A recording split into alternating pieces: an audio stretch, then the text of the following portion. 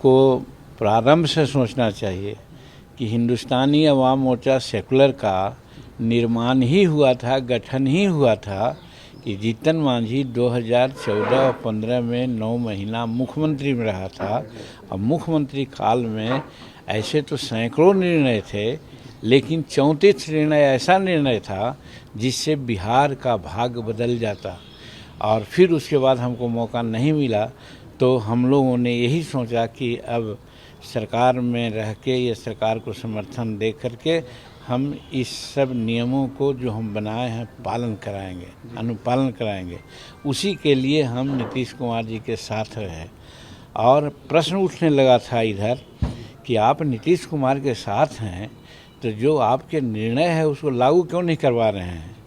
उदाहरण देते हैं कि बच्चियों की शिक्षा एकदम फ्री कर दिया था, फर्स्ट क्लास से पोस्ट ग्रेजुएट तक के, और ये निर्णय को इन्होंने पलटा नहीं है, लेकिन कैंची मार दिया कि जो डेफिसिट ग्रांट होना चाहिए कॉलेज को नहीं दे रहे हैं। तो लाचारी है कि बच्चियों के गार्जियन को पैसा देना पड़ रहा है, तो जो कैपेबल हैं वो तो दे पाते हैं, और जो गरीब घर की बच्चियां हैं कोर्स कंप्लीट कर ली है और पैसा उसको नहीं जुट रहा है तो उसका सर्टिफिकेट हेल्ड अप है।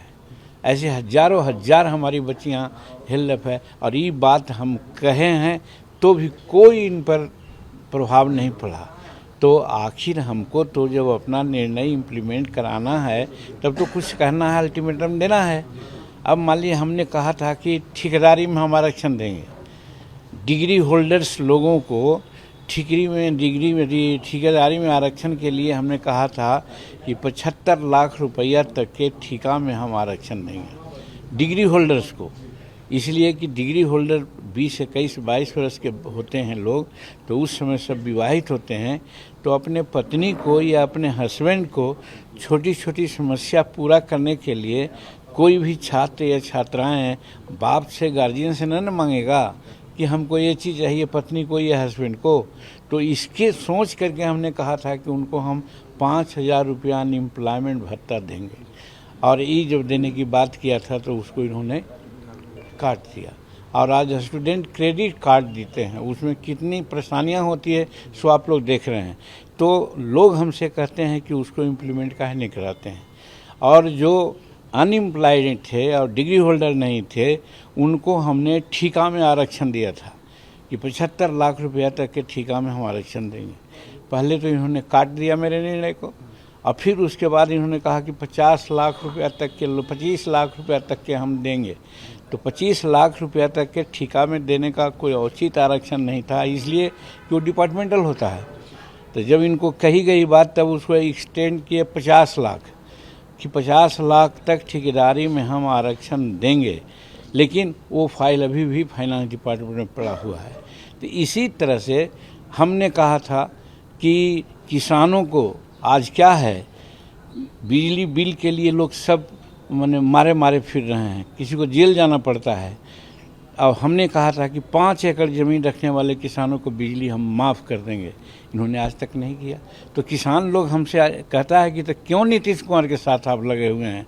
तो हम लोग इतना दिन उनको देखा, परखा कि भाई क्या करते हैं। तो इसी प्रकार से शेड्यूल कास्ट का भी मामला है, कहने में समय लगेगा, लेकिन सच्चाई यही है कि जिन बातों को हम इम्प्लीमेंट करना चाहते थे जिससे बिहार का भविष्य बदल जाता, उन बातों को कहते रहे और इन्होंने उस पर ध्यान नहीं दिया। अंतिम बात ये कहना चाहते हैं कि आज बालू नीति और शराब नीति के चलते बिहार के फाइनेंस को एकदम इन्होंने चौपट कर दिया, और हमारे गरीब तबके के लोग इसमें ज़्यादा इम्प्लीकेटेड हो रहे हैं। बार बार अखबारों में भी बोल देते थे, हम असेंबली में भी बोले हैं, लेकिन इन पर कोई ध्यान नहीं। तो लोग यही कहता था कि तो काहे टिके हुए हैं, छोड़िए ना उनको, ये जनता की आवाज़ थी।